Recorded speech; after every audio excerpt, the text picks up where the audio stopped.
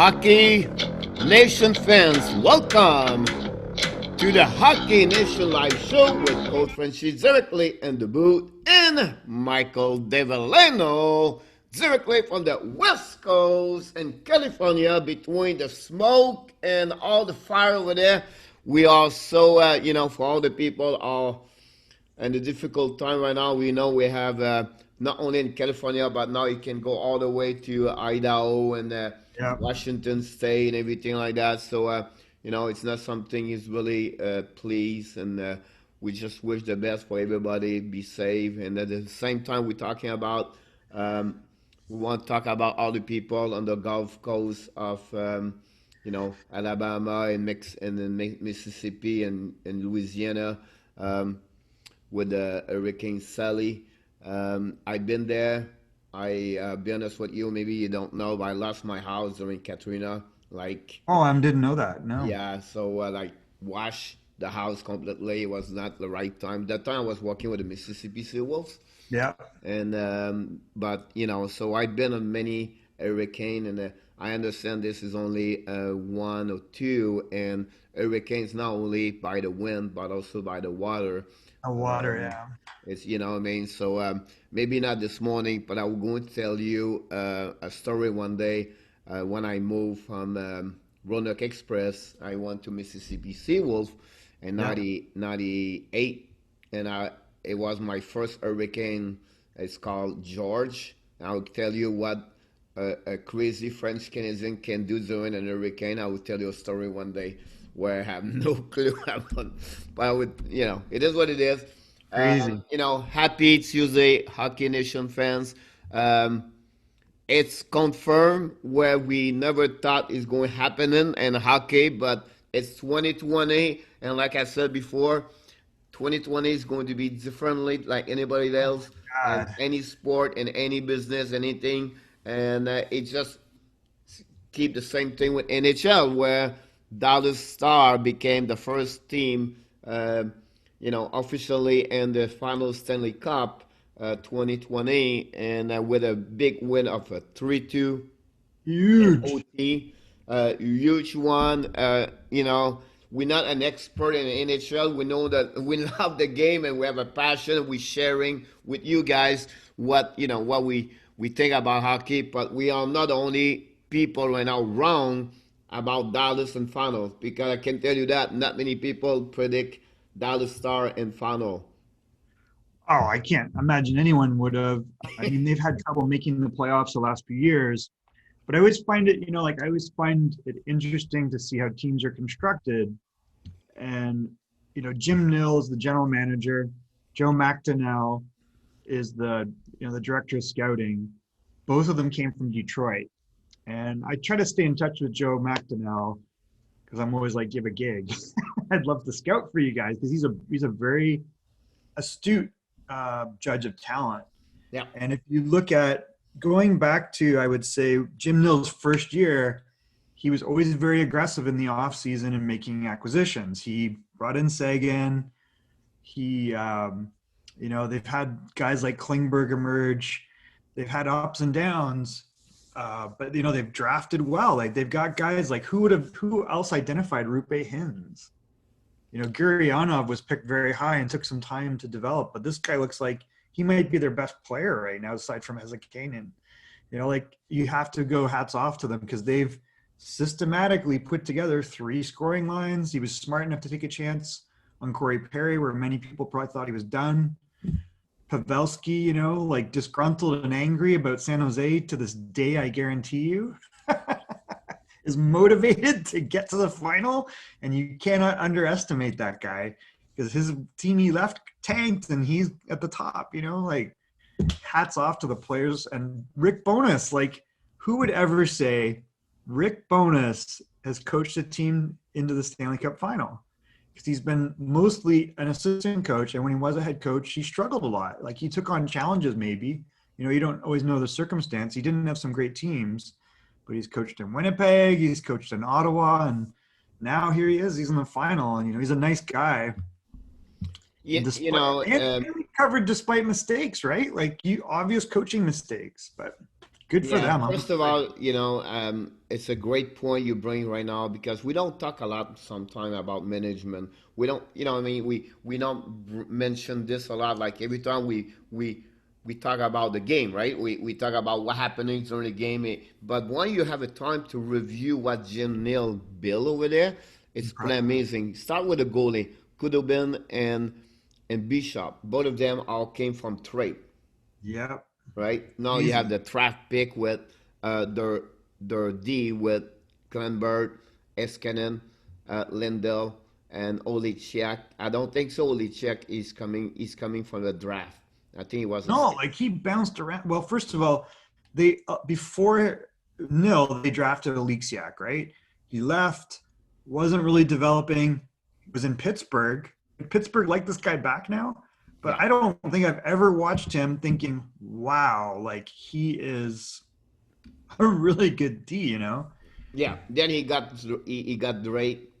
He got Sekera, Like for nothing, a right? million bucks, Then right? you And go forward, right? So you get Seguin on trade with Boston, well, that was right? a huge one. Like that was a very aggressive move, right? Jimmy Like, Benn is came from this organization, yep, he's been there a while. right? Radulov got a UFA, I mean, right? you So he saw him in came. Montreal. He was a good player, but I've never loved him. But he's played well.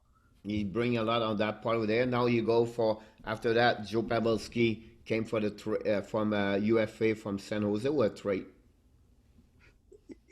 I was trying to think. He tried bringing in Gonchar. So Um, so they got like they got there a Pavelski while. about that one over there, This is and like a then after six, that, 7 year so, process, right? so again, This is like a 6, 7 year process. I didn't realize he's been there that long. yeah, and then so you can go after that. Corey Perez, another one he got there, and then you can go also with Cogliano on that one over there. Now, Viri Renta is another product of late product for the team, honestly. Um, you know what I mean? And then you can go with Dickinson, and then you have Fasca, Hans, product. So he really built that team together. And we know NHL is a lot of parity, and it's so hard to go all the way. You can see Vegas right now at that moment. Well, we're going to talk a little bit more one day. But let's go back to the game yesterday. Give us your impression about the game overall. I think Vegas did what they had to do early on.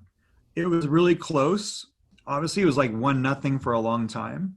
And then when Vegas went up 2-1, they went up 2-0, right? And I honestly, I had this feeling like knowing the way Dallas has played, I just had this feeling this is not over. And it went right down to the wire, right? Like they had opportunities they capitalized on. They had power plays late, but Dallas chips away with the 2-1, made it close. And then as soon as that happened, I was like, man, I don't think this is going to end well for Vegas. Like Dallas just has something that we never saw before, but you see it during the playoffs. They have quick strike offense. They can score goals when they need to. And that's what they did. I mean, they gutted it out and they've shown a lot of grit and tenacity.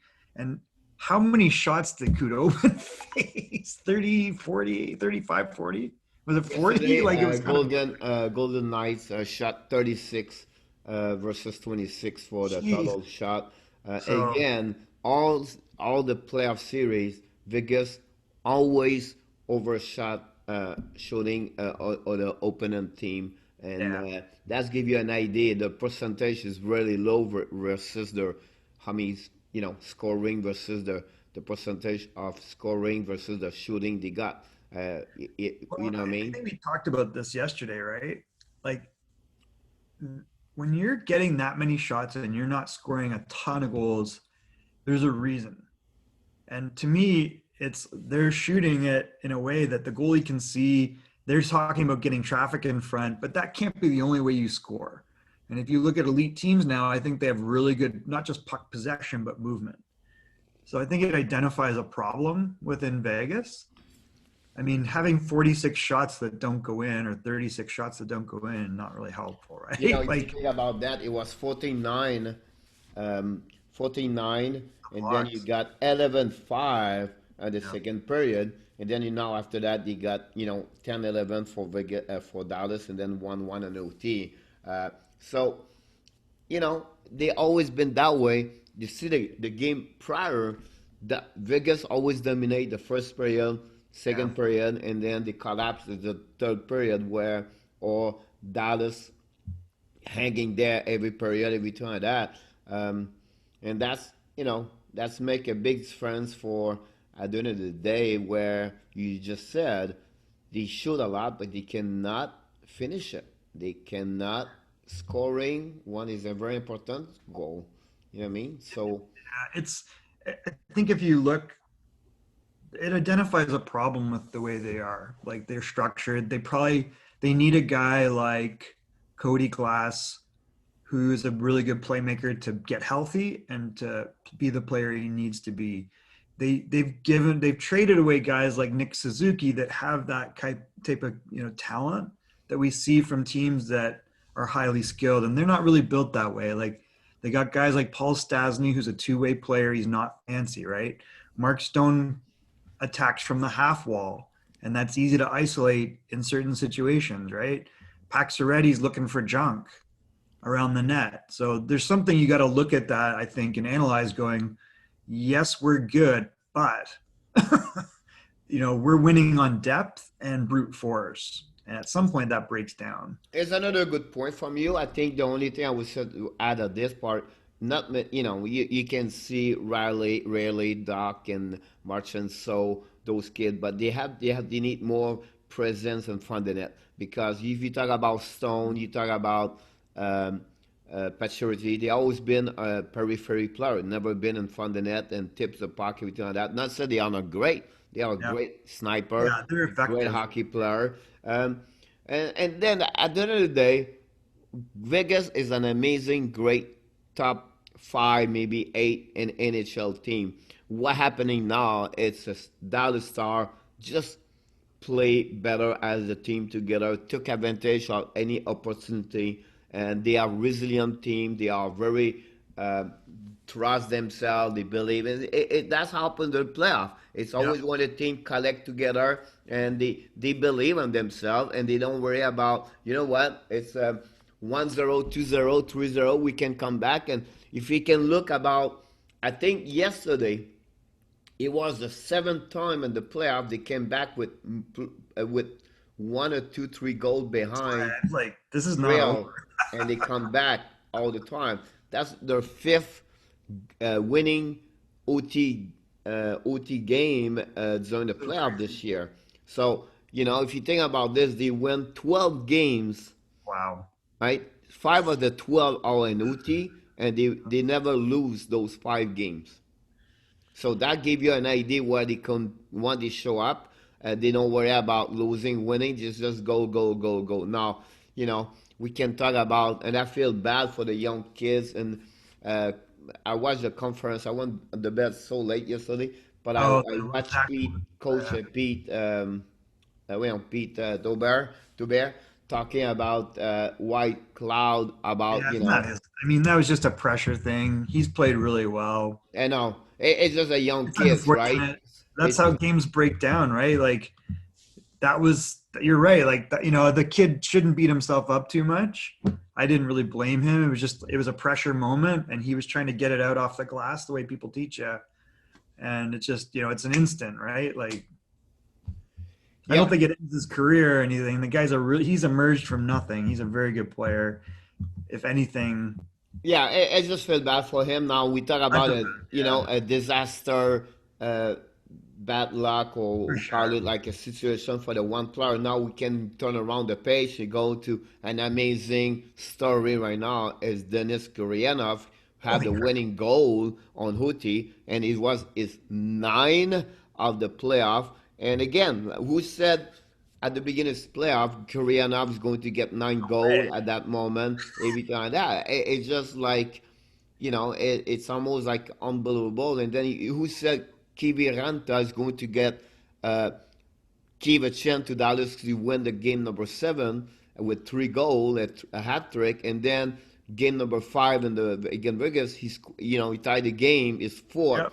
So we have great four great goals during the playoff Oh, where he gave a chance to Dallas to move on, and we have to give that to that team. And then Jimmy Benn scored the first goal for Dallas at 9:54. He's eighth of the playoff. He's on the straight right now. Jimmy Benn, he's really now the he the, looks the like Jimmy Benn we know before. exactly. 8.25 million, $8.5 million I thought dollars, and Sagan played well, but he's just not the same old Sagan, right? Like he's playing a different role, which is weird because you want the big flashy numbers from him. Like he didn't even get on the scoreboard yesterday, but he played extremely well. play absolutely great. You know, on and then another thing we said, I want to mention this, like, two or three goals for power, they are on power play. So they took advantage of their power play, Dallas.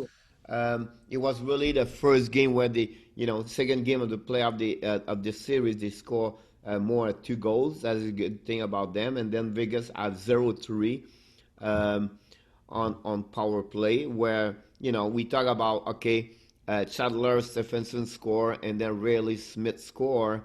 By the end of the day, where's Stone? Where's Paxaretti? Where's Stasny? all Where's series, I think since Marchessault? the game number five, six, seven, right? Since the game number five against Vancouver, the last eight game we did not see Stone. We did not see those projection. Now we're going to hear next couple of days. Same story. Who was hurt? Maybe Stone play at 50-50. Who knows what kind of He injury was he was questionable, right? yeah. It Yeah. was day by day for a couple of But games now. again, I Petros, go to like watching him. He's on the right sidewall all the time. yep. It doesn't matter. He gets it's that's when you're a coach, you go, what's this guy's tendency? Just push him to the wall, stay between him and the net. You take him out of the game, and I So think that's what they did. So at the end, then Pachuti he was not at 100% since the beginning of the playoff. He was, he missed the three of the four game at the beginning of Yeah. the playoff. So we maybe heard something about that a little bit later. What I want to let you know something where I'm surprised. Um, which defenseman for Vegas have the most minute yesterday? It wasn't Theodore. Norm Schmidt. Oh, that doesn't surprise me. Right? But I 24 kind of wanted minutes. to. Who Yeah, has he's the very who has the last minute on defenseman for Vegas yesterday? good. Oh man, I don't know. Right? All done at 15, and you know the big surprise after that? Shea Theodore. What? Yep. So Shea Theodore play only 1953. Then you have Martinez at 2026. McNabb, where he did not play a lot, like an average of 15 minutes. Yesterday he put him for 22-22. So And then White Cloud I have 23 minutes. So are whoa. Are so I mean, why? I have no clue. Um, Like White Cloud, should he have even been on the ice at that point?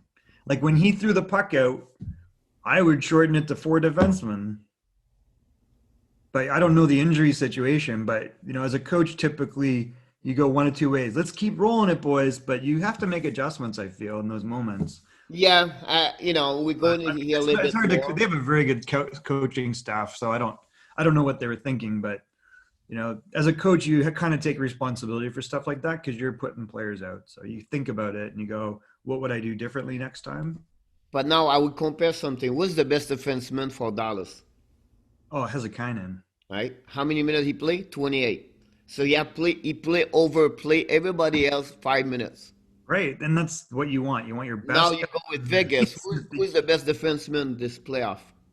Oh, Theodore, for sure. So now he played last minute like other player. Something. That's why I say it's weird. Like, interesting. Now this he Give me get one hurt. sec. He has Sorry. an I'm going to leave you injury. to We this. don't know about that one over there. Now you talk about. I'll be right I back. want to mention Tyler Seguin. He was the most player with the most minutes for Dallas yesterday. 21 minutes. So that gives you an idea how important he played for them, and how they use him um, as a not a two-way center, but he started to be transformed to another kind of player. Does it make sense to you?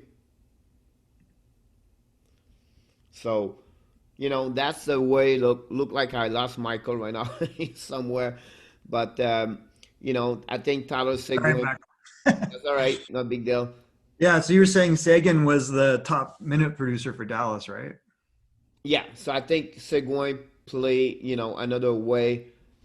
He's just Very different. he's transformed. He play his role.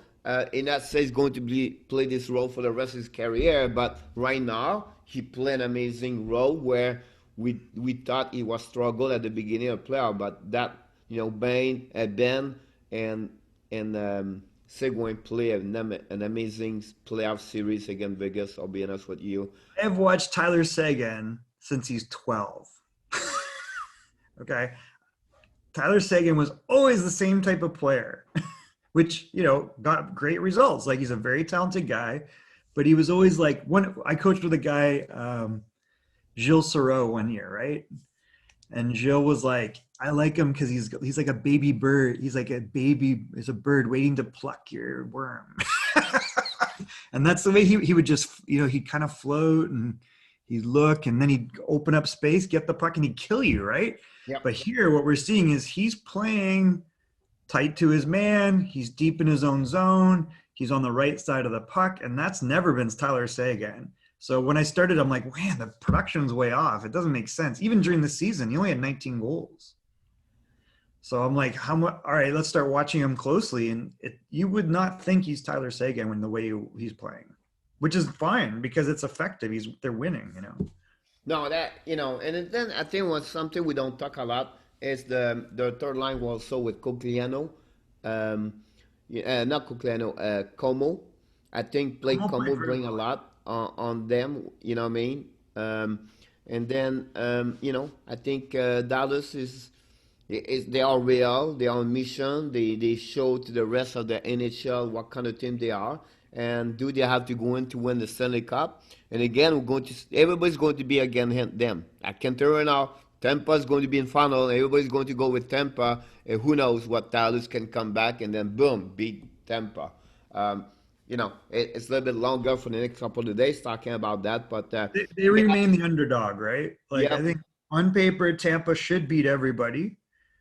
I think we're seeing the same thing that we see from Dallas. We've never seen this from Tampa before because yep. they've had deep teams. They've gone deep in the playoffs. They've come short.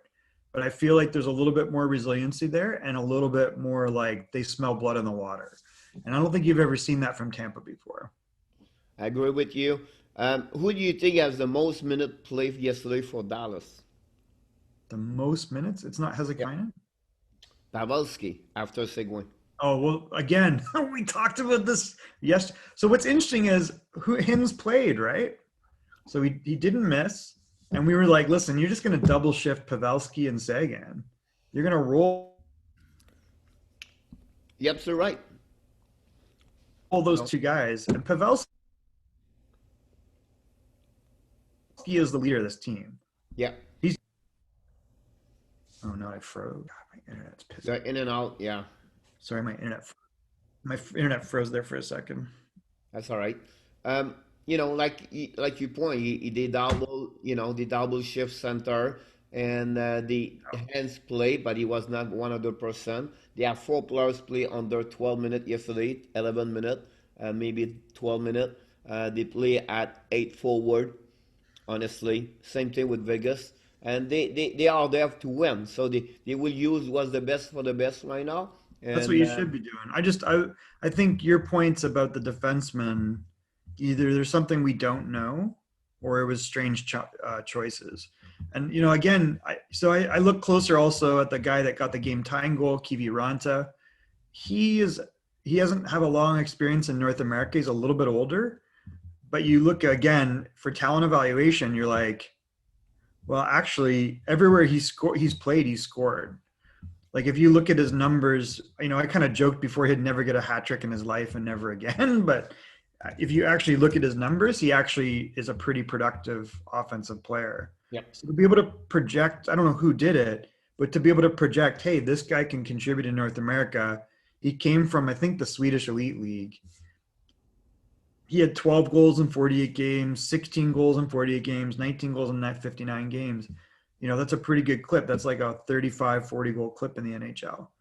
So here's a guy that surprised us all. He had 12 goals in 48 games in the AHL. And here he is. Did you see the press conference, by the way, with him and Jamie Benn? I did not see that one, but you explained to me about that. So Finnish.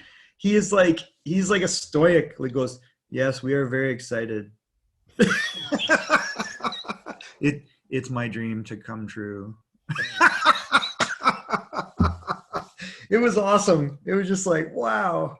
What's weird is he's listed as 5'10". Do you think he's 5'10"? He's not more. Is he small? Okay, I don't know why I thought he was a little bigger, but He's not more. So, congrats for the Dallas Star. All my friends amazing. and that, and I've been to that, live in Texas for a couple of years, and I know a lot of people in Dallas area. Congrats for them. They're going to cheer for them, and it's good to have an organization.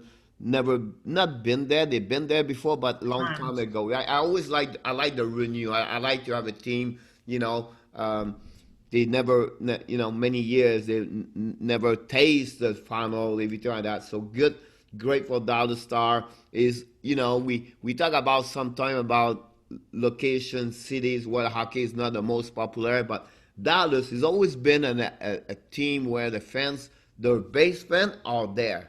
You know what Oh I mean? my Like, God, yeah, they got a great program too in Tier 1. yes, They built a community. They've got the Dallas Junior Stars yes. program. Like we drafted Brent Johnson from that program. I think he's going to go to Arizona instead of coming to the WHL. But I mean, very good player. We saw last year in the Tier 1 Elite League, they were the top two teams, I would say. They were very good. They had good players. I mean, they developed players. And We drafted another kid, Ryan Robinson. He was really good. So we've had some. another way, what I mean, with maybe the hockey fans, Hockey Nation fans maybe don't know is like Dallas owns all the ring in Dallas area, like Phoenix, Arizona. It was did the same thing, Coyotes. Um, so Dallas owns like seven property of the ring, and they build their foundation of the community and the fans there, like the people, like you said, Dallas Star is a good organization. I can go to Penguins over there, the Dallas Penguins, and I can go all the way. And they have a lot of team. Um, and remember that semi-professional hockey has always been big in Texas for many Right. years. Like I'm DHL, talking about 90s. I'm talking about the yeah, WPHL. 70s, 80s. What I mean, Western Professional Hockey League. I can go all the way with city like San Angelo. What I mean, like Laredo. That those small plays have always been, bring hockey team over there. Before you talk about the winner of the hockey draft town, like with El Paso. So it's really good for Dallas. It's great to have I people. agree. What I mean, we go Tampa now. Tampa is sold out for over 200 games, where the Panthers struggle. You have 5 hours north where they always sell out, and the hockey in Tampa area is really solid program over there. I play against them. I know exactly what's going on over there. So it's good to have state, a typical state for football or other sport, and you have hockey town where they make maybe I don't want to tell right away like Tampa is going to make the finals, but to see Tampa there against Dallas, where it's two state with no hockey, the priority as a hockey or hockey's number one. It's pretty unique. It's pretty great for NHL. To be honest with you. I agree. Hey, fun fact. So in the Central Hockey League, there was a Dallas franchise called the Dallas Freeze for 3 years. You'll never guess this, but do you know who the coach was by any chance? Name Dallas remains. Dallas Freeze. Yeah. Former NHL player, played for Pittsburgh and Philadelphia. Might Dave be Schultz. Ron Flockhart. Ron Flockhart. Wow. He had a good NHL career. He played for Pittsburgh. He played for St. Louis. Philadelphia. He played for St. Louis. Like he was a good player. Yep. I remember him. Montreal. He played Montreal for a Play year. Montreal. He's a little What? bit you remind me a little bit of Russ Courtnall. That's a good comparison. He from Smithers, BC, and he was traded for John Shabbat. John Shabbat. Yep. Small world. John Shabbat scored a goal against Nordic, Quebec Nordic, game number 7, when it was the biggest night, like the Eastern nightmare, what they call it, the Friday Black. Oh yeah, that's right. I You know, remember. Who was the goalie? Was it Penny then? it was Steve Penny against Dan Bouchard, and the Right. final score is 5-2 for Montreal. It was 2-0 for Quebec after second period, and I can give you every minute of the game. I watched this game. I'll be honest with you, about over 200 times. Remember those tape VHS? Still have it. I still have it. Now it's on YouTube, but before that. So I know all the fight. I know exactly what's happening. I can tell you who scored for Montreal. Two Oh goals, my Steve shot, John Shabbat score. That time Guy Carbonneau so was funny, there the with connections. Konami. And you remember the punch of Louis Slager versus Jean Hamel in the corner. That stopped the first bra at the first bra and at the end of the second period. And then after that, George McPhee and Wally Weir Oh, start that's right. Oh start, my God. start the George second McPhee. fight, Wait, bra was it George fight. McPhee or Mike McPhee? Yeah, who was the referee? He never ref after that. Oh, I don't know. Who was the ref? No, remember? No. If I can call it, I really believe I think it was Bruce Hood. Oh, was that like he never refed again after that? Yeah, yeah. So it was like the hand of them and everything like that. It was like, He refed a long time. yeah. So you have Dan Bouchard in the net over there, Wow. So, that game was, What? the coach was Michel Bergeron, and and behind the bench, and at the beginning of the third period, without Stachny out of the game, Peter Stachny was out of the game, Dale Hunter was out of the game. You have a fight between Dale Hunter and Mark Hunter, two brothers, jump each other. From Uh, Petrolia, Ontario, which is Sarnia. All right, I can tell you more. I could go from there for 10 We're going minutes. off on a tangent. Sorry, everybody, but that's so funny. Anyway, so I think where do we go from here? What do we got? We got Tonight, Islanders versus Tampa Lightning, 8 o'clock p.m. on NBC, SN, CBC, and TVA Sport in Quebec, Montreal area. And I'll be honest with you, I can give you right now Tampa 5 and Islander 2. It's over. yeah. Nothing well, nothing more, nothing else. Be ready for the Stanley Cup in the next 2 to 3, 4 days. Yeah, I'll be curious to see if it is a blowout. I got to think that Islanders are going to throw everything at them. It probably is not enough. They might get lucky and pull one out, but at this point, I got to think Tampa just puts a nail in it and it's over. I think But so maybe too. not. I think so Maybe too. We don't see anything like injuries on that side over there.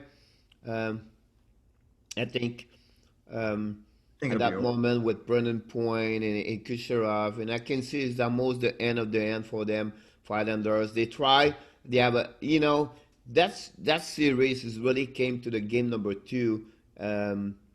Game number 3, is it the one when they lost 2-1? No, it was game number 2, I believe. Yeah, game number 2 when it was 1-1 and Kucherov scored at 8.8.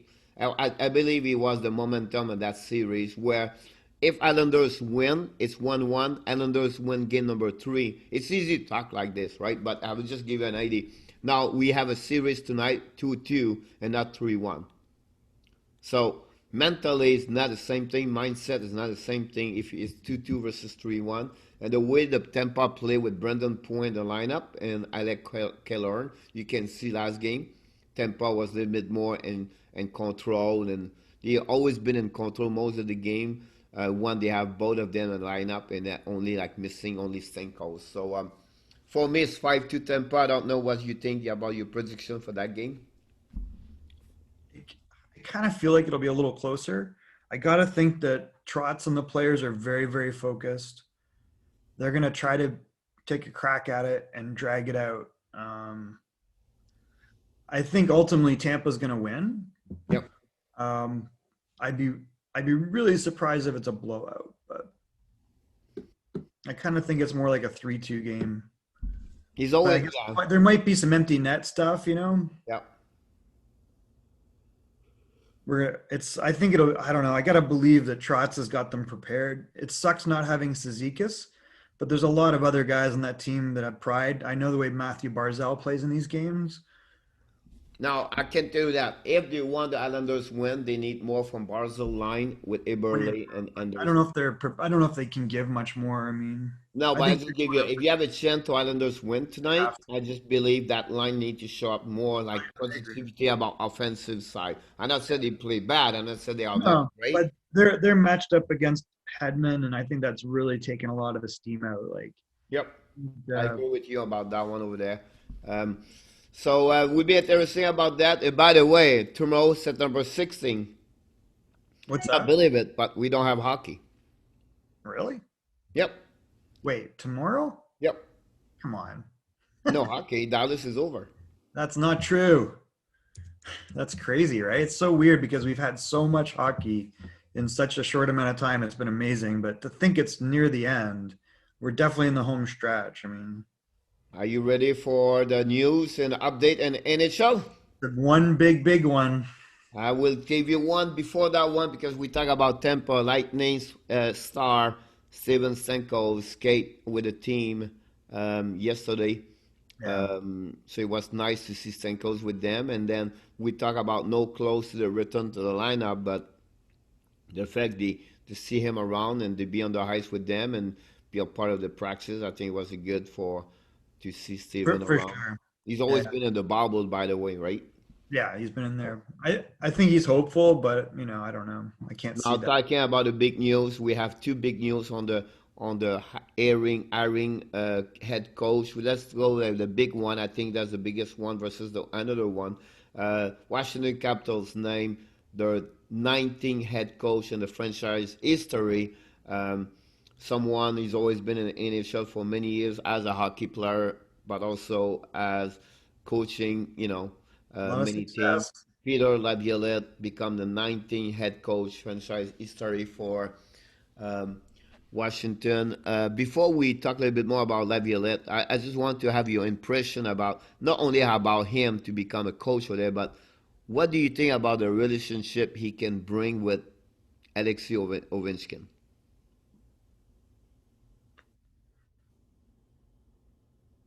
It's a tough one. I think Ovechkin loves the game, loves to play, loves to party. So I believe that what Trotz got through for a very short amount of time was, listen, if you're going to be successful ever, you got to do something you've never done, and you've got to batten down and work as hard as you play. And then I think that's why Trotz bailed. And I don't know if Ovechkin can ever regain that. So Peter Laviolette is, he's a real NHL coach. He's going to have demands, but I think he's also a guy that gets Then we lost you. the most out of players. I think you break in I and don't out. think that their bad habits will be overcome. Guys like Kuznetsov, oh, fucking internet, doing coke and on the internet. You've got Ovechkin and even Backstrom said it, right? It's like, hey, look, we finally worked as hard as we party and look what happened, right? But I don't see that striking twice. So I think he'll have a good relationship with them. I think that he's, open to guys being creative and offensive Yeah. while being on the right side of the puck. I think he's closer to a Vino in style than he is to a Trotz, right? He's less structured, but I don't think that's going to translate into a Stanley Cup. I mean, Yeah, I don't know. Between Peter's history, coach many years like Nashville Predators. It's funny thing. I really believe he was the one took Barry Trotz coaching, right? yep. And now now And Laviolette. why? You know what I mean? Like Trotz went to Washington. Now Laviolette go there. And then Prior again, before that, Laviolette was with all Flowers. those, yeah, I think he's got a tough act to follow because I think um, if you look at why they hired him in Nashville, it was because they thought he would be more offensive and put more about puck pressure and creating opportunity off of that. they did score some more, but they didn't totally deviate from their DNA, the players. I think Ryan Johansson had really very good playoffs under Laviolette. Um, It, I just don't know if that group, and I mean, Washington's got a lot of talent, but TJ Oshie is real good. I mean, they still got players there. They're just getting up there, and I just don't know if you can overcome years of partying over, performance. yeah, that's the not the culture, but that's the way the people think It about is the culture. Washington. It's the They culture need that some they need some different players now. They need to find a way. The biggest question there is to get another D behind Orlov and Carlson, but also there's the goalie situation with um, Oldby.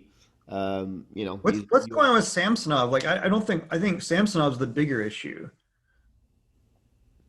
but because that's their star. But if he doesn't, I think they walk on Holtby. I'd so be what happened surprised if with they. him? He started very well at the beginning of the year, and then after that, they came back to Oldby, But he and got then hurt. yeah, Samsonov got hurt, and then after that, on the flip side, Washington has always been an organization with great goalies. Usually, I'm not saying Gorber, what Colorado is the biggest one, but No, he was a good goalie in Washington, right? yep, So again, people don't realize this. Samsonov was a rookie. yep.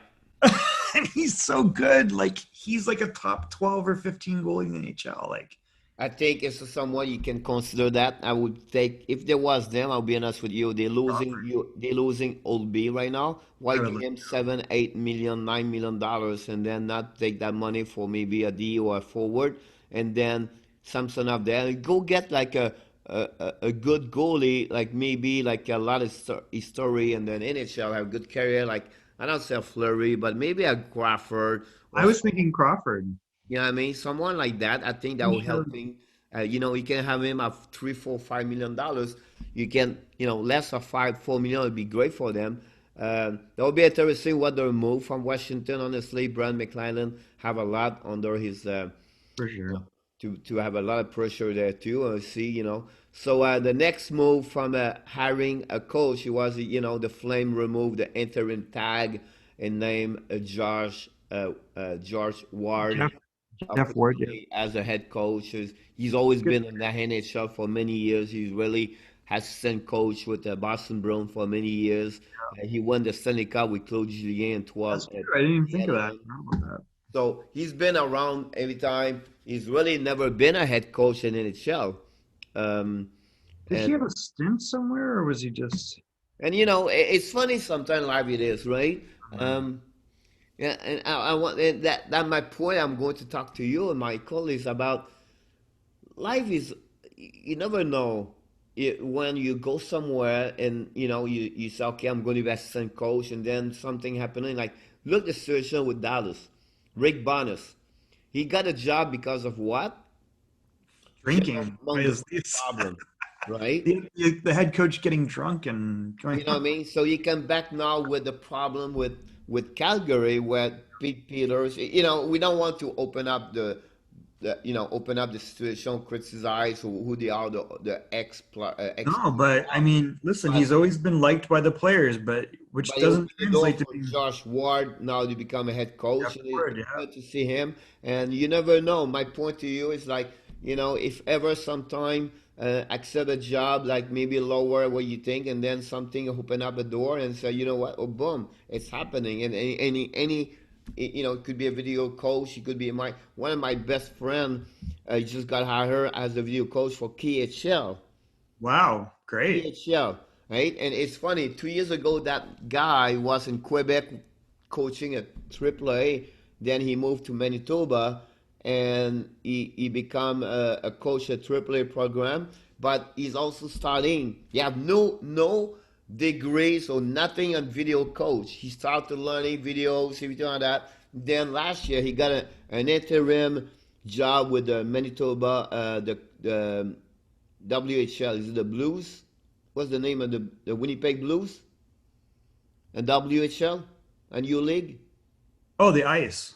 The Ice, right? So he got the job over there helping them as a video coach from there, he got something in Quebec, back in Quebec, and then now he become last week the coach of video with a team in the KHL, Wow. where it's a pretty amazing story for him, for Mitch.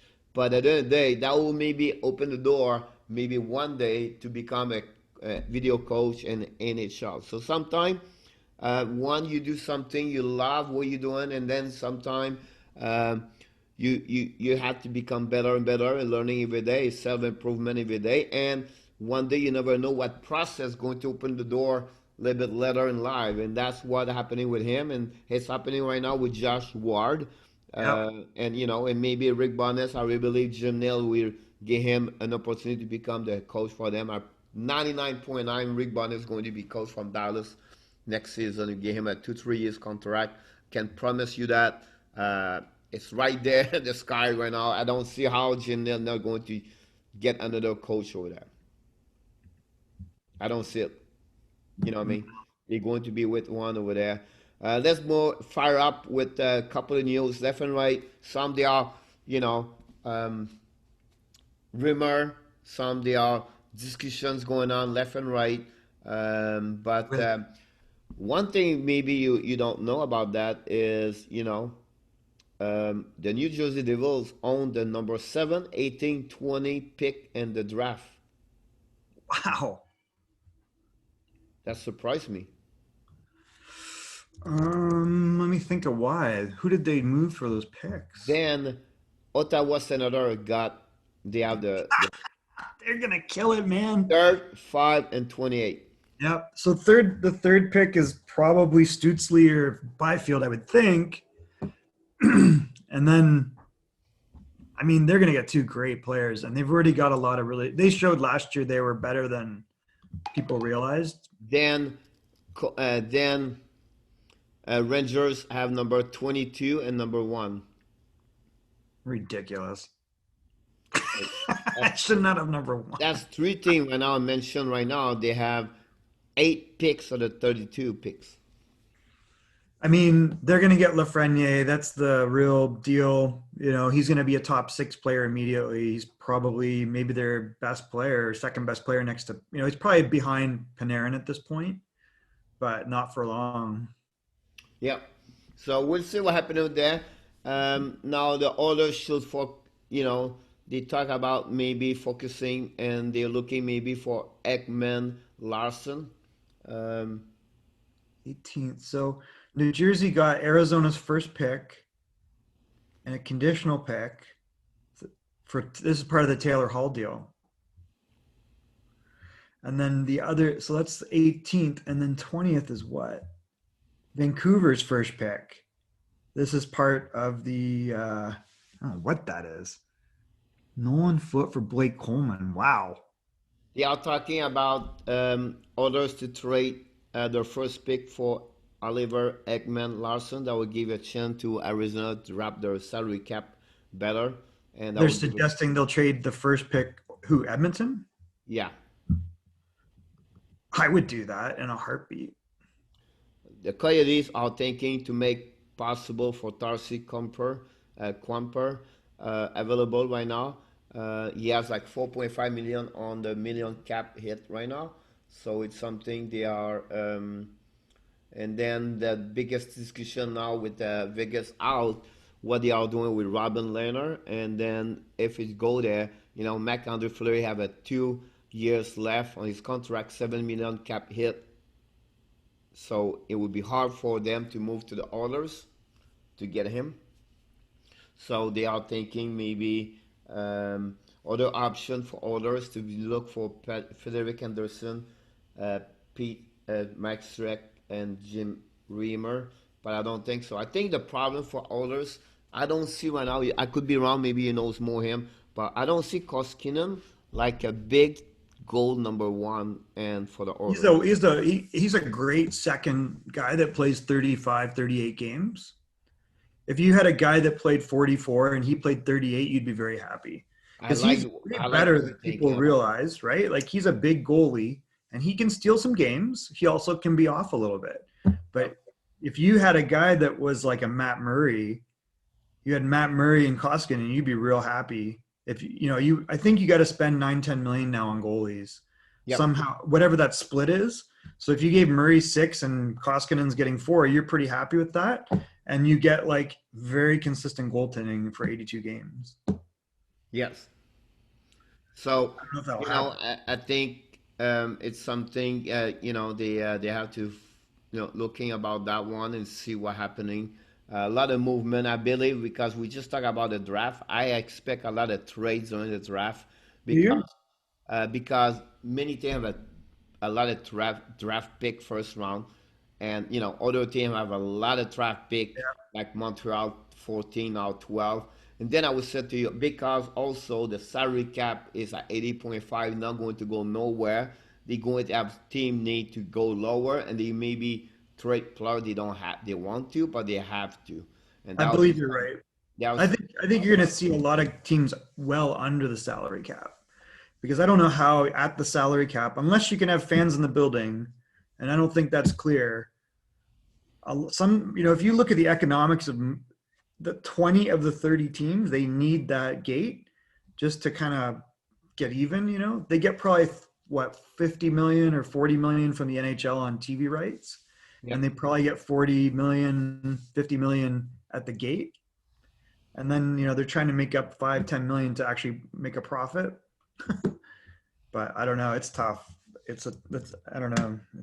One thing, I want to come back a little bit earlier where we talk about, Jim Nill make a big trade, get a couple of players, everything like that. I want to mention to you, like, Vegas did not do bad also to get Robin Lehner and Alec, It turned out to be brilliant. to get Alec Martinez. But I want to open the door for you for the Tampa. We don't talk a lot about they got Blake Coleman from New Jersey, and then they got also partly good row That was maybe the biggest one. from San Jose. My point to you is like they are two big players. We don't talk a lot as like scoring like Kucherov or Point or and those guys, but they play a solid role inside that team. I can mention to you, and they say, oh yeah, but I think um, Pat Maroon is another one. They got him a UFA like Shattenkirk. They got so you can see those. You need some players at low salary. They bring a lot on the table. Luke Shen, they got at the last minute.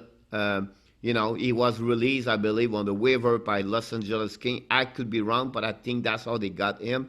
You know what I mean? So you can see how sometimes team builds some around to become a winning team and go all the way at the end with the addition they get at the trade at the deadline. Some does not work. A lot of time does not work, but we have to give credit to those GM, Gene Brisebois, Jim Nill, and also Mick Raymond did this for Vegas. So we'll see happening like that.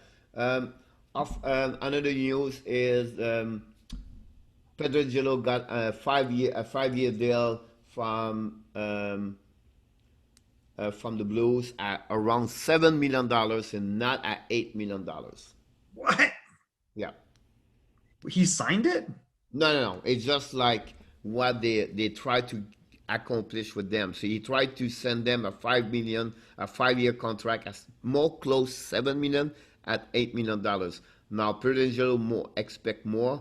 Way He more. want Like more. he could get like Um, 10 so million. it's something I really interesting to follow up because he's a big part of this team. He's whatever Edmund do for Tampa, whatever Carlson do for Washington.